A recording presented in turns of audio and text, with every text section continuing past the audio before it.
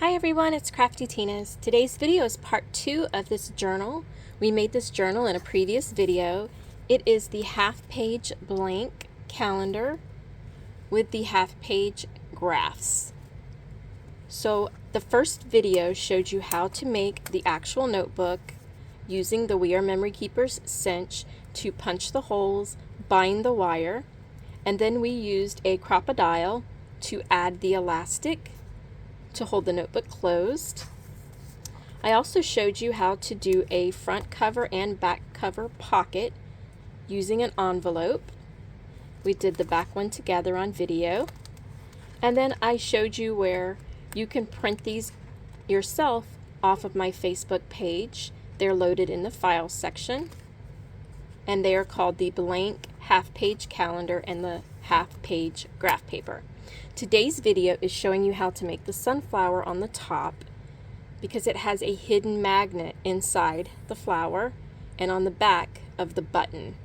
Now I used the We Are Memory Keepers button press to make the button for the flower. I simply glued a magnet onto the back instead of putting the pins. The We Are Memory Keepers button press allows you to make buttons using a front, a back, and a piece of mylar. Now, I don't use the piece of mylar. It's these little flimsy pieces of plastic. Instead of using the mylar, which was causing my button press to fail constantly, I mean, the poor machine even had to go into timeout. I was so tired of it. I'm using actual pieces of clear vinyl on top of my image instead of the mylar.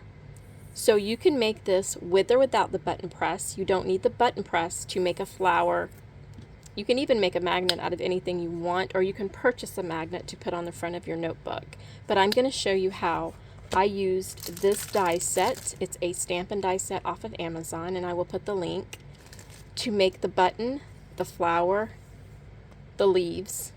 And we're going to show you step by step how to make the button and the button press, just in case you have questions, or if you've ever considered getting one, you'll know how easy it is to use. Now this die set caught my attention because it has circled looking sayings. I really wanted to make some magnets to put on my notebooks, and I purchased this hoping, because I didn't really know, it just tells you how big the whole sheet is. It doesn't tell you how big each one is. I was really hoping that this would work, and it does. It just fits the saying inside the opening. This is the die to cut the small circle on the button press. So this is the smallest circle they have. There's 3 different size circles. This is the 25 millimeter. However, when I got the stamp set in, I noticed that you can also use the medium one. You will just have a little extra all the way around. It won't go, the writing won't go so close to the edge, and you might prefer that. You could still put this on top of the flower. You would just have less petals sticking out, or you could print out or cut some flowers larger to go with the medium size. Medium size is 37 millimeters. But as I was getting this out, I also have the square, and for some of these, they're almost square instead of round. The square actually works perfectly. So if you do have this button press, I really recommend this set. It was inexpensive. It was like $8, which is cheap considering spellbinders run about $15. So the die cuts the flowers 2 different sizes, and it cuts 2 different sizes of the leaves. And they are very detailed. They have the little lines inside. They have the little lines inside here. I chose to make them into sunflowers because to me that's what they look like. However, I wanted to show you that you could also do other color flowers. You don't have to do sunflowers. This is simply cutting it out in white. I use an ink pad and mash the ink pad on my edges to get that look. And I just cut this out to show you how a complete flower would look, say on a greeting card or on one of your notebooks. So there is a lot of other ideas you can do with this stamp set. I will be doing more ideas with this. I feel like if I buy a stamp set, I have to get my money's worth out of it. So I want to make multiple items, not just one sunflower. But this was my goal. So let's get started. If you understand dies, you know that you simply put the paper there, run it through a die cutting machine, and out pops the image. That's very self-explanatory. I'm not going to go into it on this video. die cutting will be a different video, especially with me purchasing more of these stamp and die sets. I have a silhouette cutting machine. You can do the same concept with a silhouette or a Cricut. You can simply cut out flowers and do a print to cut your sayings. And then you can either use your button press or you can simply cut this out and put this inside your flower. You don't have to have a button or a magnet. I just prefer to have that. So you don't have to have the die set to do the concept, but if you don't have a cutting machine, I really recommend picking up a few of the stamp and die sets.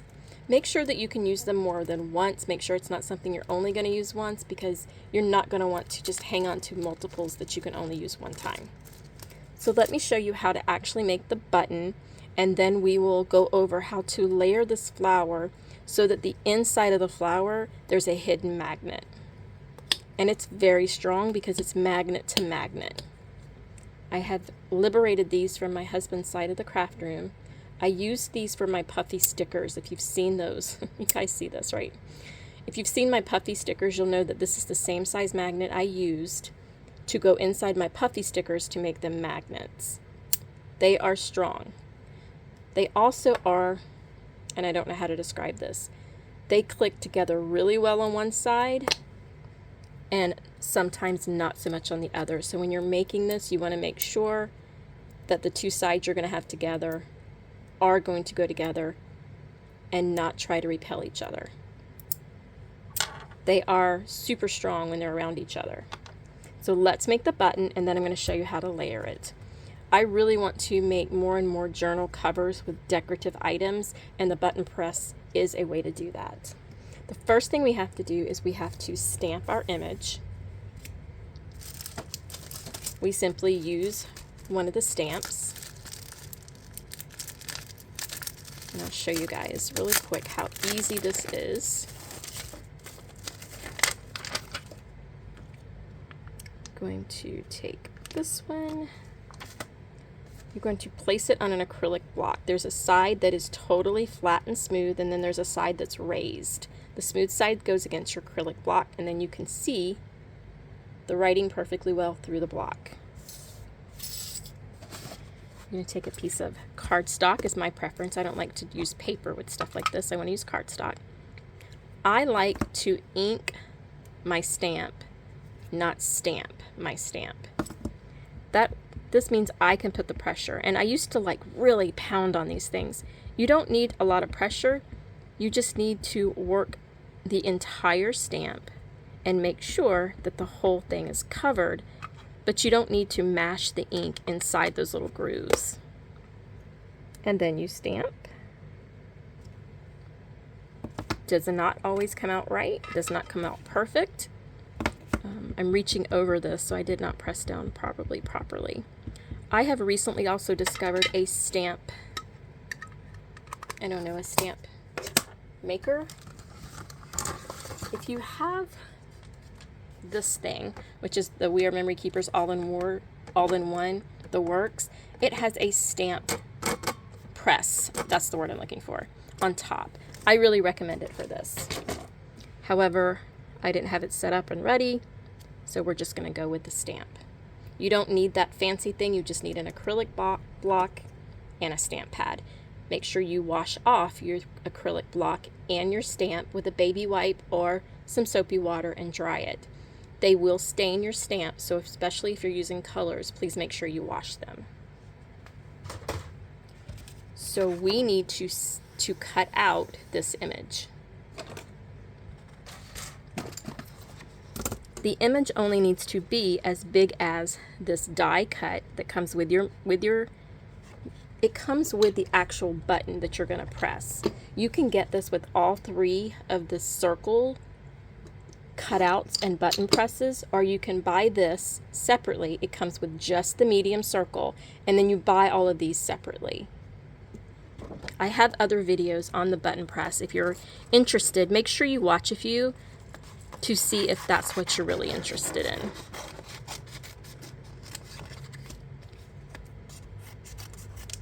So now I have my image inside this circle. This is what you're going to see on top of the button.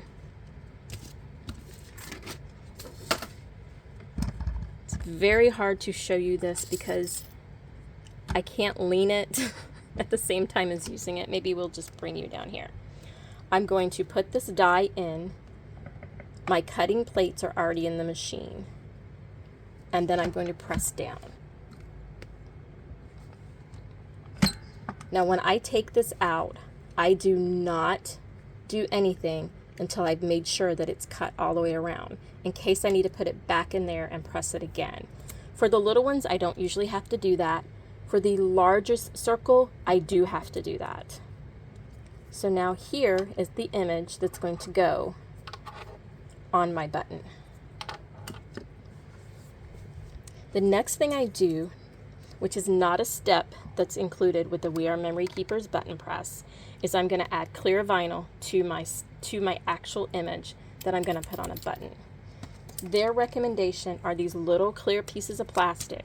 The problem is there's too much static electricity and this doesn't stay put, and it causes a lot of crimping problems. And once you've crimped your button, if it doesn't do right, it's done. You have to throw it away. There's no way to save it.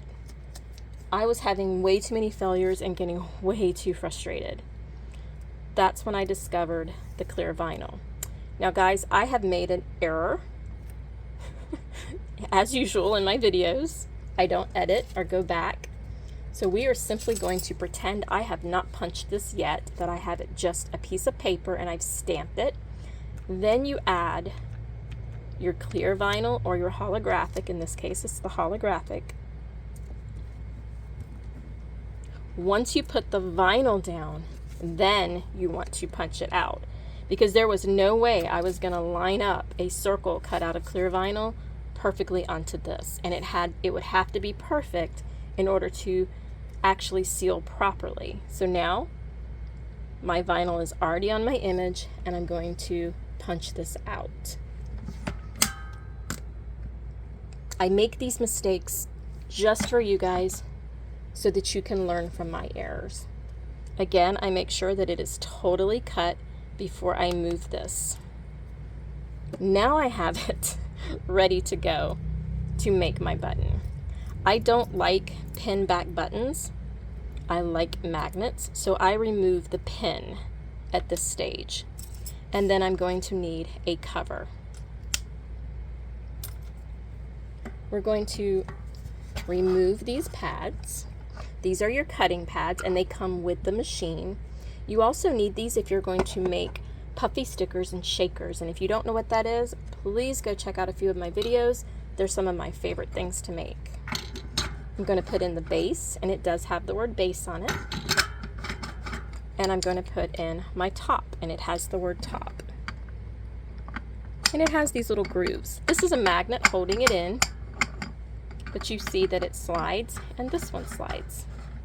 You have to line the A up to the arrow, and you line up the A to the arrow on the base. That is step one, is A. You want to put in your top. This is the bottom, this is the top. You want to put your top in smooth side up into the little surface. And then you want to put your image, which I have put on cardstock, and it is covered in vinyl, clear adhesive vinyl. This is the point where they would want you to put this on top of your paper. However, when you move this inside, static electricity would catch this and it would shift, and no matter how much you try your best to keep it in there, I could never do it. Because my vinyl is stuck to the paper, not only does it make it more waterproof, it keeps the static electricity from doing that. So I'm going to put it in my machine, and then I'm going to double check. My arrow is lined up to A and my A is lined up to my arrow. This is step one. This basically makes sure these tabs are on top of these tabs and that this tab is not in the grooves. And then I'm going to press. It is not a hard press. It's basically just pushing it down. You just shoved this piece up inside. Now the back is going to go in, and because this is a magnet, not a button with a pin, you don't have to worry about lining it up.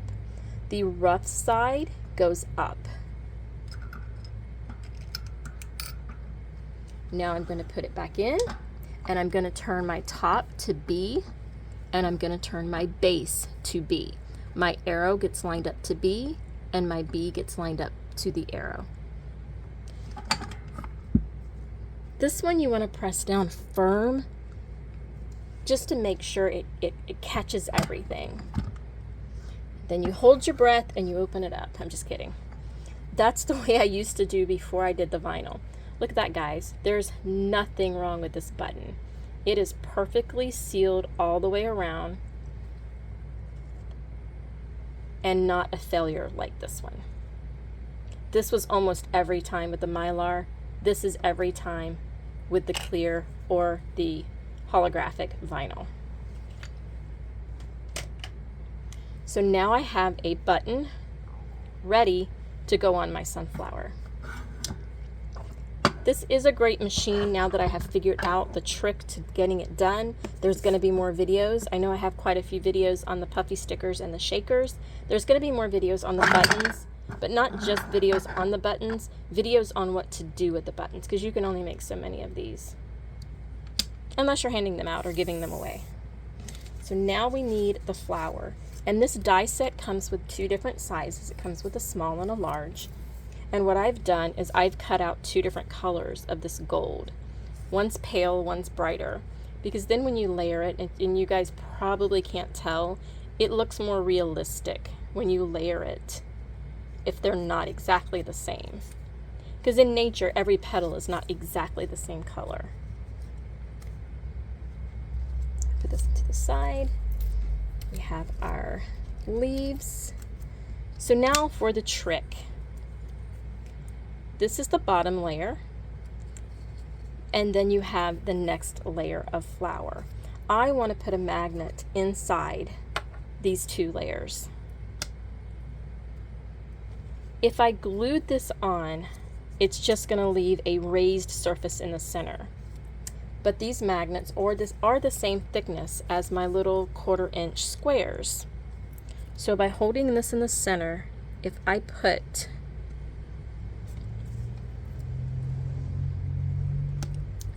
squares on all 4 sides,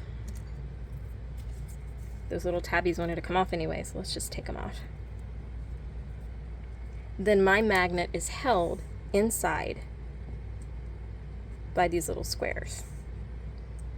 Now I can put the top one on, and I don't want to put it on the same way. I want to turn it so that the petals are in between the bottom petals. And that gives me a perfectly flat surface up here to where when the magnet is not there, and to be honest, you don't even have to glue the magnet onto the back of this because it's going to stick. But that is how you sandwich the magnet inside the flowers. You don't have to use this on a journal. You can use this on a greeting card. You could put this on a gift bag instead of a bow. Another idea is to get the petals to look more realistic is you put it between a ruler or surface, and holding your finger, you simply run it across, and that makes the petal curl. I usually do that before I make the flower, but I didn't know if I was going to go into too much detail. You guys might not want to watch me sit here and play with flowers. But I do this to almost all of my flowers. I like the more realistic look to them, and that really gives it some dimension and depth. Even if you put it on a card and it sandwiches in the envelope, when it comes out, it's still going to have some depth to it. Now that I've done that, I can glue a magnet to the back of my button. Now the reason I would glue a magnet to the back of this is so, and you see how this is not wanting to stick there? That means my magnet is upside down. Flip it over and it's going to catch. That's what I was trying to show you guys a while ago when I was playing with the magnets, is there's a right side and a wrong side. And you want to make sure that you have 2 right sides. And they are strong. You can glue this with hot glue, with E6000, pretty much anything you want. I am not going to glue it at the very moment because I don't have that glue in front of me. I'm going to use double-sided adhesive to hold it temporarily. I don't recommend you giving it to anybody with this because it's too easy to come off. But now your person that you give this flower to, either on a journal, on a card, or a gift bag, they can remove their button and save it long after the paper product is thrown away. Now for the leaves, I'm simply using double-sided score tape. And you can either put these on the flower, which I can't put on the bottom. If you're going to put this on the surface, you would put it on the bottom. But if you're going to put this onto your flower now, you need to put the score tape on the top. And you simply find where you would want it and press it to the flower. And now I have a leaf.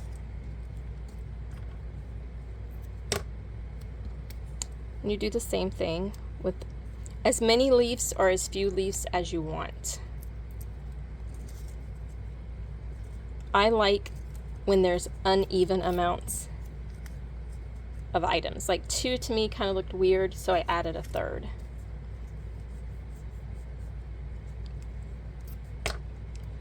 Putting score tape, which is just double-sided adhesive, removing the paper, and now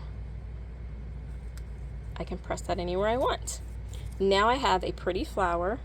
I have a keepsake magnet that I can add pretty much to anything. You can add it to your journal. You could add 2 flowers here. You didn't have to just add 1.